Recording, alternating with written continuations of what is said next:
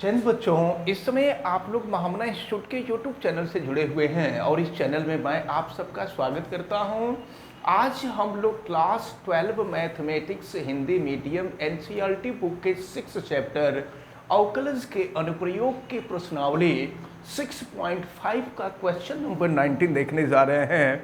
देखिए ये question number 19 काफ़ी इंपॉर्टेंट क्वेश्चन है। देखें दिया हुआ है, सिद्ध कीजिए कि एक दिया हुआ वृत्त, हम आपको बता दें जो अगर वृत्त दिया हुआ है तो जो चीज़ दिया होता है वो कांस्टेंट होता है। इसका मतलब ये हुआ कि वृत्त की जो त्रिज्या होगी, वृत्त की त्रिज्या कांस्टेंट होगी। सिद्ध कीजिए कि एक दिए वृत्त के अंतर्गत सभी आयतों में वर्ग का क्षेत्रफल उच्चतम होता है। मतलब अगर किसी वृत्त के अंतर्गत अगर कोई आयत बनाया जाए तो आयत का क्षेत्रफल अधिकतम तब होता है जब वह वर्ग होता है, और वर्ग की चारों भुजाएं समान होती हैं, आपको मालूम है।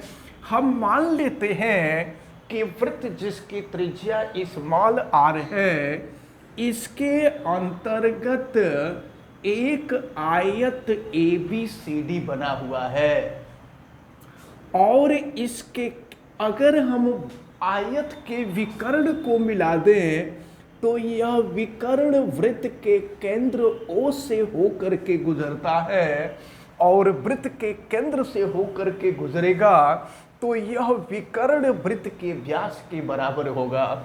हम मान लेते हैं कि वृत्त की त्रिज्या स्मॉल r है, तो ये AC जो होगा ये 2r के बराबर हो जाएगा। अब अगर यहाँ पर अंतरित होने वाला कोण थीटा हो, इसका क्षेत्रफल हमको निकालना है। तो अब देखें ये कोण है, कोण के सामने की भुजा लंब हो जाएगी, ये आधार हो जाएगा, ये कर्ण होगा। तो अब हम आधार और कर्ण में रिलेशन निकालेंगे। लिखा जाएगा त्रिभुज ABC में, त्रिभुज ABC में हम कास थीटा का रिलेशन ले रहे हैं, तो कास थीटा बराबर हो जाएगा आधार बटा में कर्ण। आधार है AB और कर्ण होगा r प्लस r, ये हो जाएगा आपका 2r।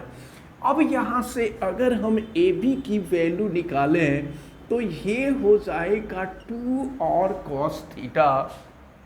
अब इसी तरह से अगर हम यहाँ साइन थीटा का रिलेशन निकालें तो साइन थीटा बराबर लंब बटा में कर्ण हो जाएगा, लंब होगा BC और बटा में कर्ण हो जाएगा 2r। तो यहाँ से BC की वैल्यू अगर हम निकालते हैं तो ये हो जाएगा 2r साइन थीटा। हमको क्षेत्रफल निकालना है।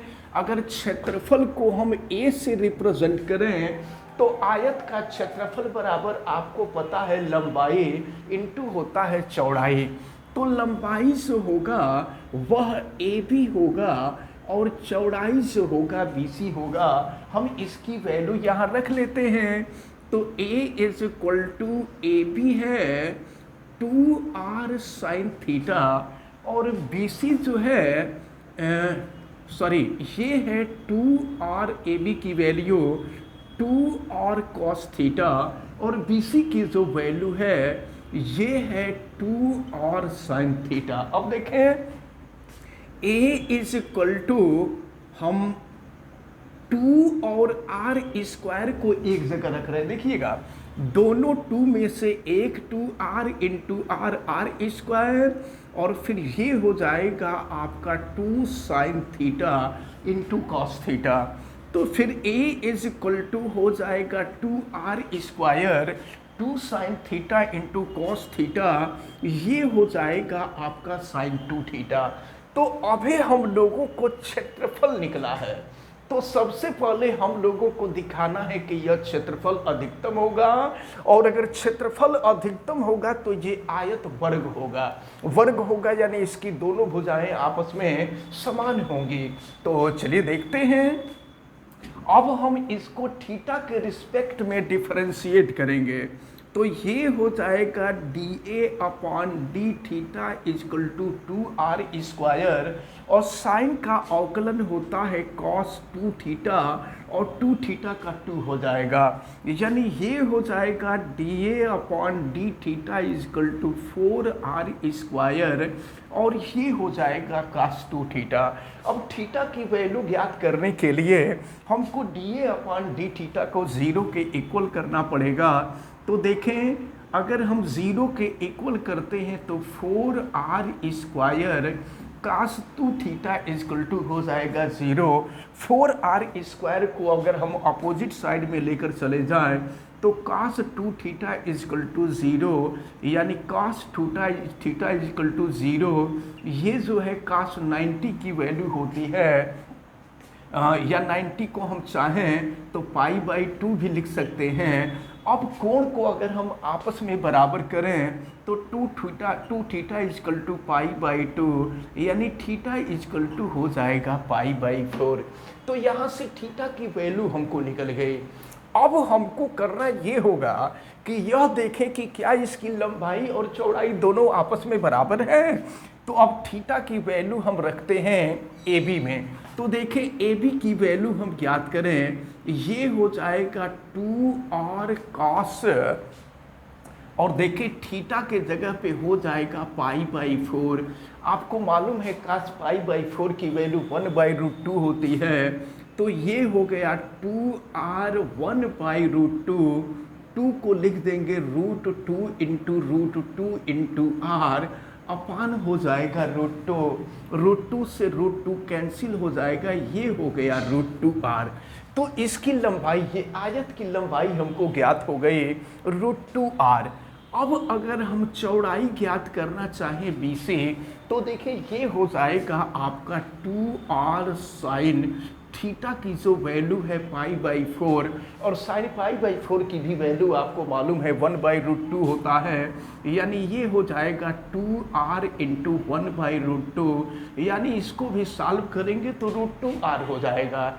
तो इस प्रकार आप देख रहे हैं कि वृत्त के अंदर जो आयत बन रहा है, इस आयत की लंबाई और चौड़ाई दोनों आपस में बराबर है। इसका मतलब कि अब यह आयत नहीं बल्कि ये वर्ग हो जाएगा। अब हमको ये सिद्ध करना है कि इसका जो क्षेत्रफल होगा वो अधिकतम होगा। तो क्षेत्रफल अधिकतम सिद्ध करने के लिए हम एक बार और इसका अवकलन करेंगे। तो चलिए d2a upon D theta square is equal to, ये है आपका 4r², और cos का हम अवकलन लेंगे तो ये हो जाएगा माइनस साइन 2 थीटा, और 2 थीटा का अवकलन लेंगे तो 2 हो जाएगा, और फिर ये हो जाएगा आपका d2a upon D theta square is equal to -8 हो जाएगा 8r², और ये हो जाएगा साइन 2 थीटा। अब हम यहाँ पर थीटा की वैल्यू रख देते हैं π/4। तो चलिए थीटा की वैल्यू हम यहाँ π/4 रखते हैं, तो फिर देखें क्या मिल रहा है, d2a upon D theta square is equal to -8r², और साइन 2 थीटा के जगह पे हो जाएगा π/4, तो 2 से इसको कट कर देंगे, यानी ये हो जाएगा -8r² साइन π/2। साइन π/2 की वैल्यू 1 होगी, यानी ये हो जाएगा -8r², और ये वैल्यू आप देख रहे हैं कि ये वैल्यू निगेटिव है। इसका मतलब ये हुआ कि क्षेत्रफल अधिकतम होगा। तो इस प्रकार ये सिद्ध होता है कि वृत्त के अंतर्गत सभी आयतों में वर्ग का जो क्षेत्रफल होता है वह अधिकतम होता है। तो ये जो क्वेश्चन नंबर 19 था, ये क्वेश्चन नंबर 19 आपका सॉल्व होता है। देखते हैं क्वेश्चन नंबर 20 को। क्वेश्चन नंबर 20 में दिया हुआ है, सिद्ध कीजिए कि प्रदत्त पृष्ठ का मतलब सरफेस एरिया दिया हुआ है, पृष्ठ क्षेत्रफल दिया हुआ है, एवं महत्तम आयतन के बेलन का आयतन जो होगा ये महत्तम होगा। तो महत्तम आयतन के बेलन की ऊंचाई आधार के व्यास के बराबर होती है। यानी इसकी ऊंचाई अगर h है और त्रिज्या r है तो त्रिज्या का 2 गुना व्यास होता है। तो आपको सिद्ध करना है कि ये जो ऊंचाई है वो त्रिज्या का 2 गुना होगा, यानी वृत्त के व्यास इसके आधार के व्यास के बराबर होगा। अब देखिए प्रश्न में क्या दिया है, इसका पृष्ठ क्षेत्रफल दिया हुआ है। तो पृष्ठ क्षेत्रफल को हम यश से प्रदर्शित करते हैं और पृष्ठ क्षेत्रफल होता कितना है, देखिए पाई आर स्क्वायर नीचे होगा, पाई आर स्क्वायर ऊपर होगा, तो ये हो जाएगा 2 पाई आर स्क्वायर। और वक्र पृष्ठ का क्षेत्रफल आपको मालूम है 2 पाई आर एच होता है, तो ये हो जाएगा 2 पाई आर एच। अब हम एक काम करते हैं, यहाँ से एच की वैल्यू हम पहले निकाल लेते हैं। तो देखें एच की वैल्यू निकालने के लिए हम लोग 2 पाई आर से दोनों पक्षों में भाग दे देते हैं। तो 2 पाई आर से भाग देंगे तो ये होगा S upon 2 pi R is equal to हो जाएगा यहाँ आर और प्लस हो जाएगा एच। फिर आर को हम चाहें तो अपोजिट साइड में ले जाएं, यानी ये हो जाएगा आपका S upon 2 pi are minus are is equal to H हो जाएगा। अब जरा ध्यान पूर्वक देखें, आपको सिद्ध करना है कि बेलन का जो आयतन होगा वह उच्चतम होगा। तो बेलन का आयतन आपको मालूम है v is equal to pi are square H होता है।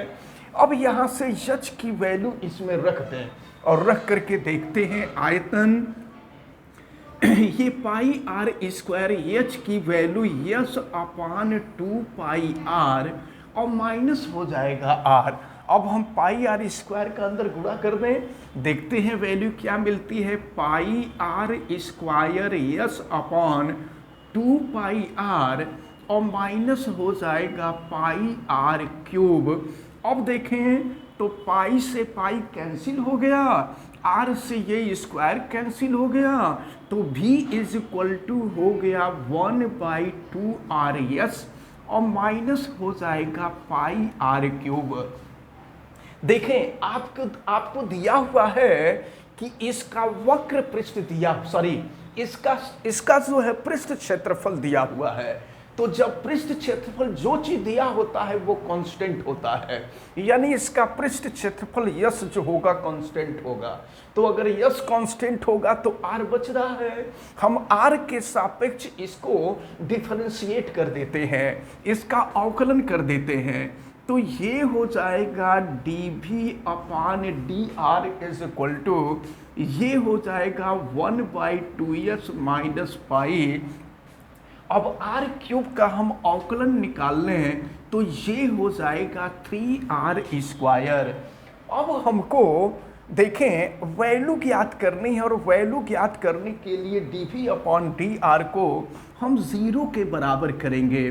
तो dv अपॉन डी आर 0 के बराबर कर दें तो ये हो जाएगा आपका 1/2s minus 3 pi are square is equal to 0।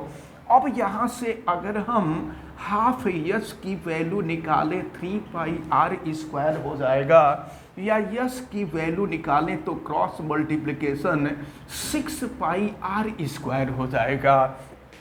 तो इस प्रकार यस की वैल्यू हमको ज्ञात हो गई। अब हम यस का मान यहाँ पे रख दें और फिर देखते हैं वैल्यू क्या निकलती है। तो यस की वैल्यू हम रख रहे हैं, इसको हम इक्वेशन नंबर 1 चाहे तो हम रख सकते हैं। तो यस का मान इक्वेशन नंबर 1 में रखने पर ये है 6 pi are square upon 2 pi are minus are is equal to S. फिर देखें क्या मिल रहा है यहाँ पर, तो पाई से पाई कैंसिल, आर से स्क्वायर कैंसिल, 2 से कर देंगे ये 3 कैंसिल, यानी ये मिला आपका 3r minus R is equal to H. तो यहाँ से एच की वैल्यू निकालेंगे तो ये हो जाएगा 2r। तो पहली बात जो सिद्ध करने के लिए कहा जा रहा था ये तो सिद्ध हो गया कि बेलन की जो ऊंचाई है वो उसके आधार के व्यास के बराबर यानी त्रिज्या का 2 गुना होगा, ये तो सिद्ध हो गया। अब हम लोगों को ये भी सिद्ध करना है कि इसका आयतन जो होगा वो महत्तम होगा, अधिकतम होगा। तो अब देखें, हम एक बार और इसका अवकलन करते हैं। ये dv अपॉन डी आर है। एक बार और अवकलन करते हैं d2v upon D R square. तो देखें यस कांस्टेंट है, ये वैल्यू 0 हो जाएगी। अब ये हो जाएगा -3 और आर स्क्वायर का अवकलन लेंगे तो ये हो जाएगा 2r।